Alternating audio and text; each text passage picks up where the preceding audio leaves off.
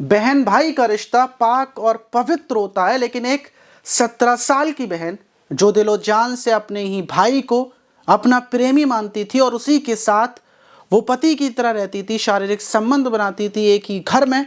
लेकिन एक रोज़ जब वो अपने भाई से शारीरिक संबंध बना रही होती है तो उसको नहीं पता होता कि उसका पिता खड़ा हुआ ये नज़ारा देख रहा होता है। और उसके बाद फिर जो वहाँ पर खूनी खेल होता है, जिसके बाद मानो पूरे गांव के अंदर ही नहीं बल्कि पूरे शहर में कोहराम मच जाता है। पूरी कहानी जानने के बाद आप भी चौंक जाएंगे। तो चलते हैं और जानते हैं पूरा मामला।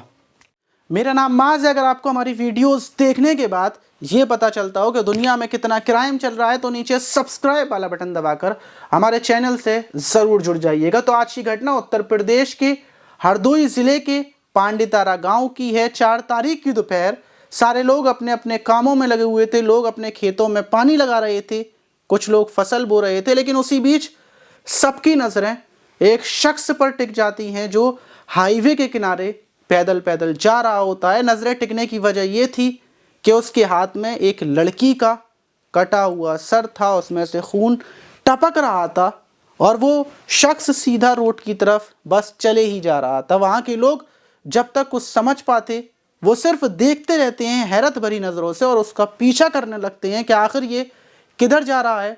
उसी बीच वहीं पर कोई शख्स पुलिस को फ़ोन कर देता है। फ़ौरन डायल 100 पुलिस वहाँ पर 1-2 पुलिस वाले पहुँचते हैं और उस शख्स को रोक लेते हैं जो 2 पुलिस वाले थे। जब वो उसके हाथ में कटा हुआ सर देखते हैं किसी लड़की का तो कहीं ना कहीं पुलिस वाले भी फ़ौरन घबरा जाते हैं और उसमें से एक पुलिस वाला वीडियो बनाने लगता है। दूसरा बोलता है कि तुम फ़ौरन ज़मीन पर अभी की अभी बैठ जाओ वरना अच्छा नहीं होगा। तो वो जो कातिल था जिसके हाथ में सर था वो ज़रा सा भी ना गुस्सा करता है ना चिल्लाता है, वो फ़ौरन ज़मीन पर बैठ जाता है। पुलिस वाला कटा हुआ सर अपने हाथ में लेता है और पुलिस वाला फ़ौरन वहाँ का जो मंजिला थाना था वहाँ के थाने के जो प्रभारी थे उनको फ़ोन कर इसकी इत्तला देता है। फ़ौरन मौके पर ही और पुलिस वाले पहुँचते हैं और जो शख्स था उसको थाने लाया जाता है। कटे हुए सर को एक पॉलीथिन में रख दिया जाता है और उससे पूछा जाता है कि आखिर ये कटा हुआ सिर तुम कहाँ लेकर जा रहे थे और ये सिर किसका है। तो बोलता है कि ये सर मेरी बेटी का है और मैं सर को लेकर थाने ही जा रहा था। आप तो बेफालतू इतना परेशान हुए, मुझे ऐसे पकड़ कर लेकर आए, मैं खुद आ जाता। पुलिस वाले और दंग रह जाते हैं। उससे पूछा जाता है कि तुम्हारी बेटी का धड़ कहाँ पर है और तुमने हत्या क्यों की। तो बोलता है कि धड़ घर पर पड़ा हुआ है और हत्या करने की वजह ये थी कि जो मेरी बेटी थी वो अपने ही चचेरे भाई के साथ शारीरिक संबंध बनाती थी। फ़ौरन पुलिस उसके घर पर पहुंचती है और जब जाकर देखती है तो घर पूरा खाली था और घर के अंदर ही कमरे में जो बेटी थी उसकी 17 साल की जिसका नाम कविता था उसका धड़ पड़ा हुआ था। पुलिस धड़ को बरामद कर लेती है और उसके बाद जब घटना की तहकीकात और उससे जो सर्वेश कुमार था उससे पूछताछ की जाती है कातिल पिता से कि आखिर तुमने हत्या क्यों की, शुरू से आखिर तक बताओ। तो पता ये चलता है सर्वेश कुमार सब्जी बेचने का काम करता है और उसकी पत्नी और जो उसके लड़के हैं 2 वो खेती बाड़ी पर चले जाते हैं। उसकी बड़ी जो 17 साल की कविता बेटी थी वो इंटर की पढ़ाई कर रही है। लेकिन लगभग आज से 10 दिन पहले जब सर्वेश कुमार घर पर आता है, बेटी घर पर अकेली थी क्योंकि उसकी जो माँ थी वो खेतों पर थी अपने बेटों के साथ। लेकिन जैसे ही सर्वेश कुमार घर के अंदर घुसता है तो वो कमरे में जाकर देखता है कि उसकी बेटी अपने ही चचेरे भाई के साथ आपत्तिजनक हालत में है। वो फ़ौरन उसके ऊपर चीखता है और जब तक जो उसका भाई था वो वहाँ से उठकर भाग जाता है और वो अपनी बेटी के पास पहुँचकर उसकी गर्दन को पकड़ लेता है, उसको डराता है, उसको समझाता है। लेकिन उस टाइम पर वो चुप हो जाता है क्योंकि उसको अपनी इज्जत का ख्याल था। लेकिन कहीं ना कहीं उसके दिमाग में बात थी कि वो अपनी बेटी की हत्या कर दे, उसके भाई की भी हत्या कर दे। लेकिन वो शांत हो जाता है, वो सोचता है कि शायद आइंदा से ऐसी गलती नहीं होगी और वो अपनी बेटी को जाने देता है।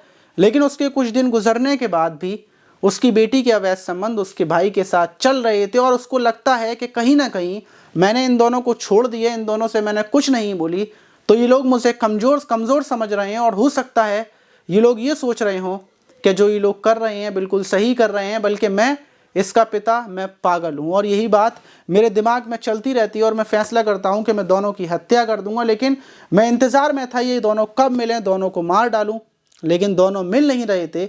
वहीं 4 तारीख को जब मैं दोपहर के टाइम मेरी बेटी घर पर थी, मैं घर पर पहुंचता हूं चुपके से उसको देखने के लिए, तो उस टाइम पर वो अकेली थी वहां पर, और फिर मुझे उसे देखकर गुस्सा आ जाता है और मैं चाकू से गेट को अंदर से बंद करता हूं और उसके सर को धड़ से अलग कर देता हूं और ख़ुद कटा हुआ सर लेकर थाने आ रहा था, क्योंकि मैं दुनिया को, गांव के लोगों को, सबको ये बताना चाहता था कि अगर कोई गलत करेगा तो उसके साथ भी गलत होगा। मेरी बेटी गलत रास्ते पर जा रही थी, मैंने उसको मौका भी दिया था, लेकिन वो मानने को तैयार नहीं थी। इसके सिवा मेरे पास कोई और रास्ता नहीं था। मैं तो सब्जी बेचकर अपनी बेटी को पढ़ा रहा था, लिखा रहा था, उससे मैं बहुत ज़्यादा प्यार करता था, लेकिन अफसोस वो ऐसे रास्ते पर जा रही थी, मजबूरन मुझे उसकी हत्या करनी पड़ी। लेकिन बड़ा सवाल सारे लोगों के लिए ये बनता है कि सर्वेश कुमार ने अपनी बेटी की हत्या कर बिल्कुल सही किया या गलत किया, या फिर उसके पास कोई और रास्ता नहीं था।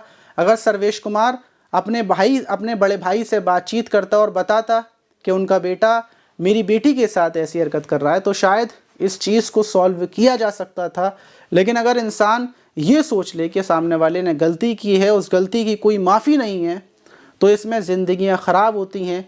इंसान कितनी बड़ी भी गलती कर दे, लेकिन अगर आप माफ़ कर देंगे तो हो सकता है आपकी ज़िंदगी, उसकी ज़िंदगी और सारे लोगों की ज़िंदगी में सुकून रहे। लेकिन आपकी क्या राय है कि सर्वेश कुमार ने बिल्कुल सही किया या गलत किया?